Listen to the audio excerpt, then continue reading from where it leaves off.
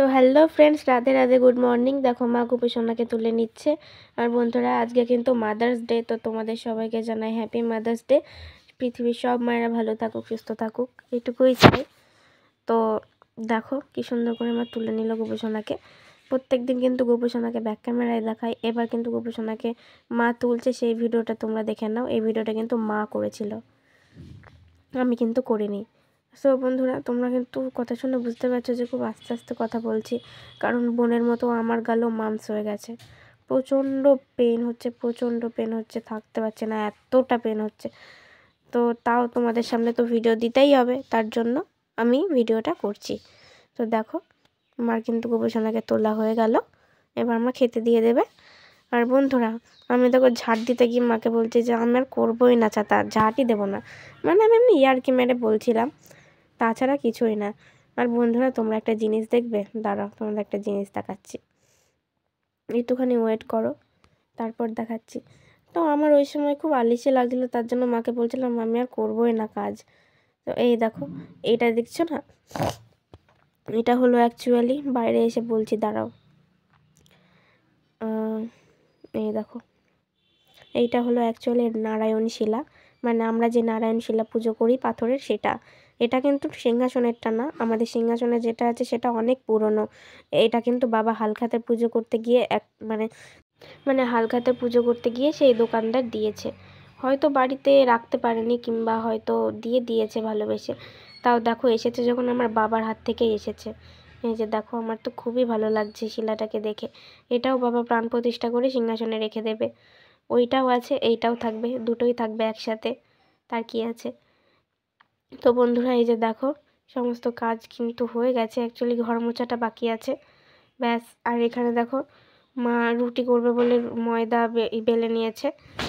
মা সকালে কিন্তু রুটি খাই, রুটি মুড়ি এগুলোই খাই, ভাত কিন্তু মা খায় না। যে রুটি তোর মতো তো আমি পাতলা না, আমি না খেয়ে থাকতে পারিনি।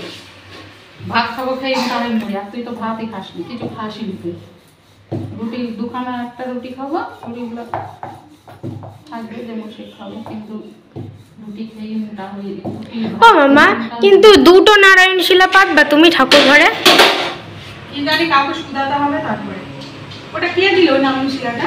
বাবাকে জিজ্ঞাসা করলাম, বললো না, বললো কে দিয়েছে। আমি বললাম কে দিল, বললো অত শুনি কি হবে, তাই বললো।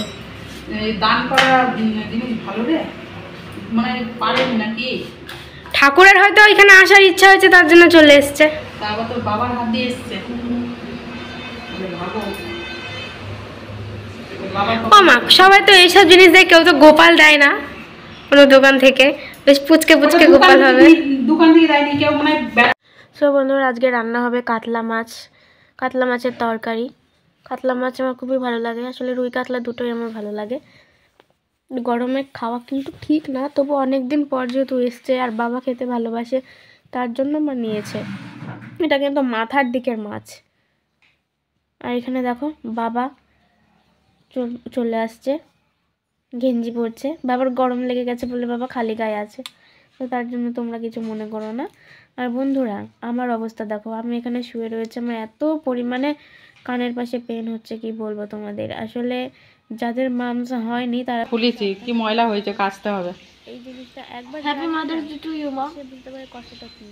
Thank you. একবারে কান থেকে গালে থ্যাঙ্কস বললাম না, থ্যাংক ইউ বললাম। থ্যাংক। বাবা শোনো, এই ব্যথা করছে নাকি? আমি ওই গালটা শেক করে একটু কম পড়েছে, তার জন্য। আসলে শেক করলেই কানের যন্ত্রণাটা একটু কম। ডাক্তারের কাছে যাবো বিকালবেলা, এখন চান্স পাওয়া যাবে না ডাক্তারের কাছে, বিকালে যাবো। মানে মাংস হয়েছে, মাংস হলে সব মাছ ফাছ খেতে নাই, তোর হঠাৎ হয়ে যাবে, তো কে জানে আমার মাছ নেওয়া হয়ে গেছে। মানে ছোঁয়াচে টাইপের। তো এখানে বাবা দেখো ছাতু খাবে বলে ছাতু বার করে নিচ্ছে। বাবা আজকে ছাতু খেলো, ভাত হয়নি বলে ছাতু খেয়ে কাজে চলে যাবে।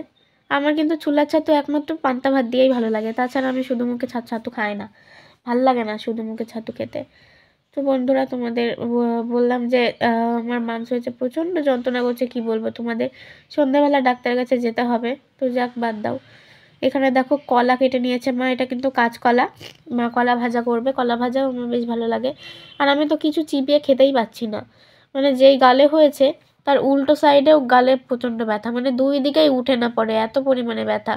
তো আমি অনেক কষ্টে ভাত মেখে চটকে মেখে তারপরে গিলে গিলে খাচ্ছি, এত পরিমাণে কষ্ট বন্ধুরা বলার মতো না, প্রচণ্ড কষ্ট হচ্ছে। আমার এই সাইডে ফুলে গেছে, তোমরা বুঝতে পারছো কিনা জানি না, এই যে দেখো এই কানের পাশ দিয়ে এই জায়গাটা পুরো ফুলে গেছে ডিমের মতো। তো আমি এবার বুঝতে পারছি যে মামসের কতটা কষ্ট হয়। আগে আমার ঠান্ডা লাগতো, টনসিল হতো, মানে সেটা কানের থেকে একটু নিচে একটু ফুলতো, কিন্তু এতটা পরিমাণে ব্যথা, মানে ব্যথাটা থাকতো অল্প স্বল্প, কিন্তু পেন একটা না সেটা কিন্তু হতো না। তো এই মামস হওয়ার পর আমি বুঝতে পারছি যে মামস হলে কতটা কষ্ট হয়। তো তোমরা সাবধানে থেকো, সুস্থ থেকো। তো এই যা রোদ পড়েছে, তোমরা কেউ বাইরে বেরিও না প্রয়োজন ছাড়া। তো বন্ধুরা আজ এই শরীরটা ভীষণই খারাপ, দেখো আমি মাথাও আঁচড়াতে পারিনি, মানে উঠছি তো মাথা ঘুরছে, আবার এক এক সময় জ্বর চলে আসছে, আবার গা কাটা দিচ্ছে, মাথা এইভাবে টলছে, কিছুই বুঝতে পারছি না কেন হচ্ছে। তো বন্ধুরা আজকের ভিডিওটা এখানেই শেষ করছি। যদি ভালো লেগে থাকে অবশ্যই লাইক কমেন্ট শেয়ার এবং সাবস্ক্রাইব করে সঙ্গে থেকো। দেখা হচ্ছে পরের ভিডিওতে। তোমরা সবাই ভালো থেকো, ততক্ষণ সুস্থ থেকো। তো বাই।